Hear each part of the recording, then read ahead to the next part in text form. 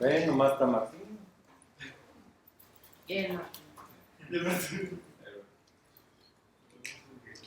Esperar un poquito más.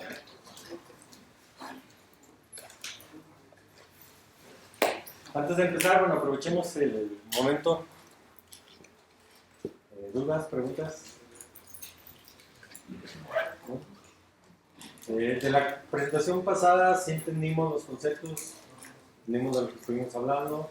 Si se fijan, ya lo que vimos en el tema 1, ya estamos tomando, o sea, que un stack, ¿sí? Estamos hablando ya de unidades de protección de memoria, de manejo de memoria, de paginados. Entonces, por eso todo eso lo puse en el tema 1, ¿verdad? Para de alguna manera ver ahí los conceptos generales, digamos amplios, y aquí ya lo estamos aterrizando, particularizando en la parte de ARM, y como hoy vamos a ver en la parte del M0+, ¿sí? Esta presentación, obvio, está pirateada, ¿sí? No es mía, es justamente de Joseph Yu o José Yu, que es justamente un especialista de ARM. Ya la presentación ya es algo, tiene sus años, pero pues bueno, el M0+ no ha cambiado, entonces nos sigue siendo válido el ver esta presentación, ¿sí? Pues bueno, comenzamos. Justamente vamos a ver un poquito de la anatomía, es decir, todo lo que platicamos la vez pasada, la clase pasada particularmente hablamos de los procesadores M en general. Ahora ya no vamos a hablar de los M o cualquier M, sino del M0+, ¿sí? Entonces, justamente en el 2009, ¿sí? ARM sacó lo que es el Cortex M0, ¿sí? ¿Con qué idea? Bueno, que tuviera un conteo de compuertas lógicas pequeño, ¿sí? Que tuviera alto desempeño, fácil de usar y características para depuración. Lo que les comentaba, lo que Intel no previó fue de que si algo malo ocurría, para yo detectar el error que ocurrió en mi programa o en mi hardware, pues la única opción que tengo es de, pues ve y revisa lo que pasó en la dirección en la memoria, ¿verdad? Revisa la memoria y por eso teníamos los metados volcados de memoria o los memory dumps. No sé si alguna vez, sobre todo la gente de computación, utilizó el memory dump, ¿sí?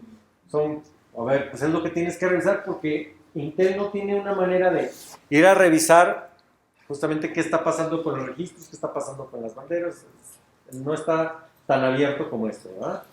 Entonces, obvio que ARM dijo, pues que sería ideal que mi procesador me permitiera ver qué está pasando adentro. Entonces, pues vamos poniéndole esas cositas, ¿verdad? ¿Sí? Y bueno, 3 años después, en el 2012, sacaron el M0+, tenía el mismo set de instrucciones, soportaba todas las características existentes del M0, pero agregaba nuevas características, sobre todo orientado más a la eficiencia energética, ¿sí? Y sobre todo que lo preparaba para aplicaciones futuras. ¿Qué son estas aplicaciones futuras? Normalmente que yo pudiera agregar más periféricos, principalmente, ¿sí? Entonces, recordar que estoy hablando del Cortex M0, es decir, el procesador genérico, ¿sí? Que después vamos a ver que varios microcontroladores lo usan, ¿sí? Pues ahorita estamos hablando de un procesador que después va a ser embebido en un microcontrolador, ¿verdad? ¿Qué era nuevo? Bueno, tenía aún mejor eficiencia de potencia, donde teníamos un diseño completo, es decir, tiraron el diseño del M0, todo lo que habían puesto, que flip-flops y todo, lo borraron, dijeron, a ver, vamos a hacer eso, que hagan exactamente el mismo set de instrucciones, pero pensando en ahorro de energía, ¿sí? Entonces fue un diseño completo y decidieron que esto iba a tener un pipeline de 2 etapas. Sé que te molesto si hicieron la mejor. Es decir, teníamos un mejor desempeño, ¿sí? Utilizando la misma frecuencia. ¿Sí? Es decir, podemos estar utilizando o estar ejecutando varias instrucciones, digamos, en un mismo ciclo de reloj. Tenemos un nivel de ejecución sin privilegios, ¿sí? Es decir, no podemos tener acceso a todo el sistema, ¿sí? Y teníamos, obvio, un nivel o un modo de trabajo con privilegios, ¿sí? Lo que nosotros en la clase pasada mencionamos que era el modo thread y el modo handler, ¿sí? Esos van a ser los dos modos. Teníamos una unidad de protección de memoria de 8 regiones, es decir, nuestro mapa de memoria, ¿sí? Se podía dividir en 8 regiones y proteger algunas de ellas, ¿sí? Esa unidad de protección de memoria se encargaba de que si yo quería leer, ¿sí? O escribir en una parte de la memoria que como usuario o como nivel no privilegiado lo quisiera hacer, se le impedía, ¿sí? Tiempos de acceso, sobre todo de entradas y salidas, mucho más rápido. La reubicación de la tabla vectorial de excepciones. Y una solución para ver justamente lo que está sucediendo dentro del microprocesador, ¿sí? A través de trazas, ¿sí? De bajo costo.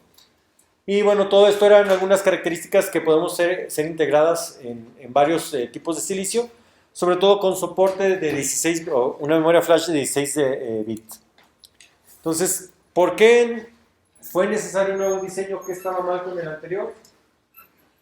El mercado cambió y se vio envuelto en una decisión de dispositivos móviles operados por batería, entonces la energía era clave. Entonces dijeron, ¿sabes qué? Pues empecemos de nuevo, ¿verdad? Porque esto que estamos haciendo no nos está dando o no nos va a dar para el mercado móvil, ¿sí? Bueno, esto que hicieron ellos, Intel se dio cuenta casi 10 años después, ¿sí? Y les costó justamente el mercado móvil, ¿verdad? Díganme ahorita qué microprocesador o qué microcontrolador de Intel se utiliza. Si no es el 8050 que ya está cayendo en desuso.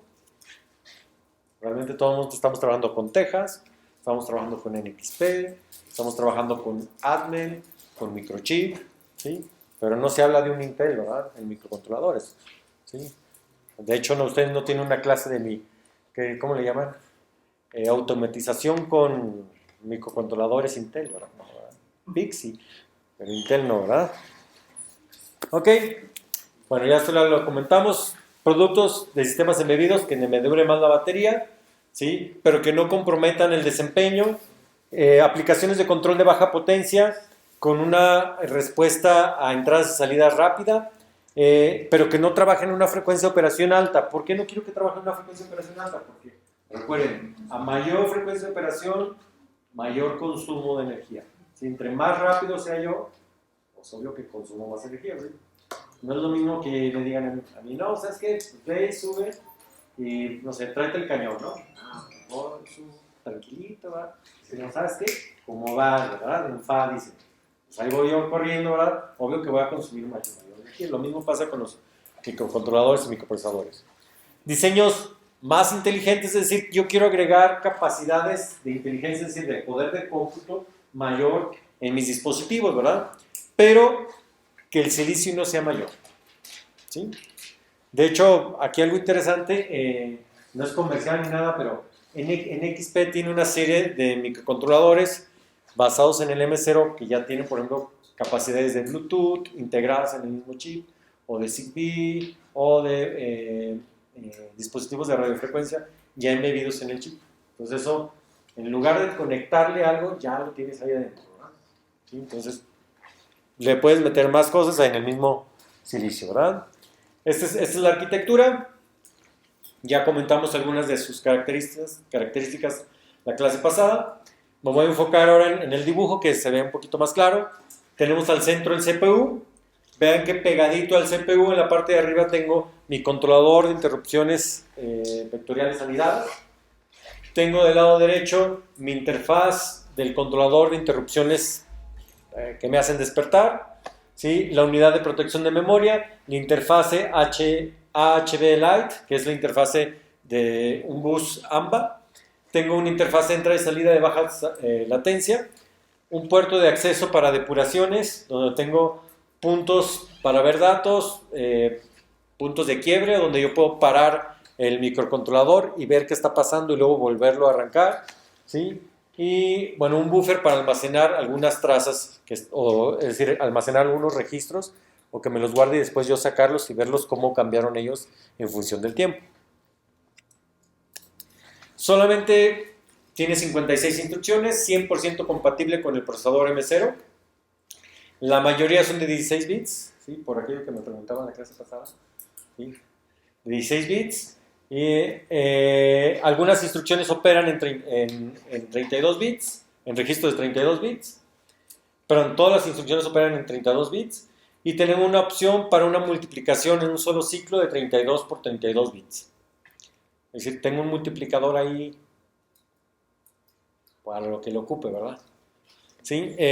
No sé si todos llevaron arquitectura de computadoras, pero una de las operaciones más caras, ya sea en hardware o en tiempo, es la multiplicación y la división, ¿sí? Es decir, si yo quiero tener un multiplicador rápido, voy a ocupar mucho hardware, ¿sí? Pues resulta que este ya lo trae ahí, por si lo ocupo, ¿verdad? ¿Sí? Vean que no tiene operaciones de punto flotante. Eso no quiere decir que no pueda hacer divisiones o no pueda hacer multiplicaciones de punto flotante. Sí las puede hacer, solo que las va a hacer en software.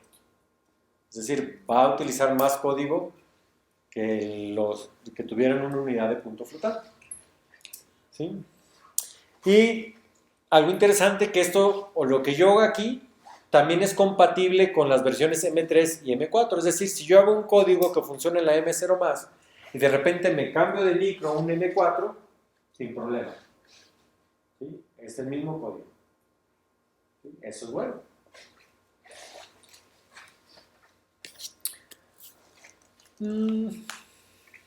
¿Cómo se manejan las interrupciones? Bueno, comentábamos a través del controlador de interrupciones vectoriales anidadas. Yo tengo priorizaciones de las interrupciones, es decir, algunas tienen mayor prioridad sobre otras, es decir, se ejecutan antes que otras. Puedo tener enmascaramiento de interrupciones, es decir, yo puedo decidir no tomar en cuenta algunas interrupciones o tomarlas en cuenta. Y tengo un manejo de interrupciones anidado, es decir, que si tengo una interrupción, estoy ejecutando una interrupción, pero llega otra interrupción de mayor prioridad, me voy a ejecutar esa otra interrupción y después regreso a hacer la interrupción que me había o que estaba ejecutando, ¿sí? Y eso significa que estén anidados, ¿sí? Fácil de utilizar, todos los manejadores de interrupciones se hacen en C. El hardware maneja todo lo que es el stack. Yo no me tengo que preocupar que está escrito, ¿no? Él hace todo. No tengo un overhead de software escondido, es decir, que tenga yo que considerar, por ejemplo, esta parte de guarda en el registro antes de que mandes llamar a una función. No, eso lo hace automáticamente el hardware, entonces le quitamos esa parte. Y ARM tiene unas funciones que le llaman CMS y S, ¿sí? Para el control del el controlador de interrupciones vectoriales anidadas, ¿sí? Vamos a platicar de estas funciones con más detalle más adelante, ¿sí? Digamos que estas funciones es como una biblioteca, ¿sí?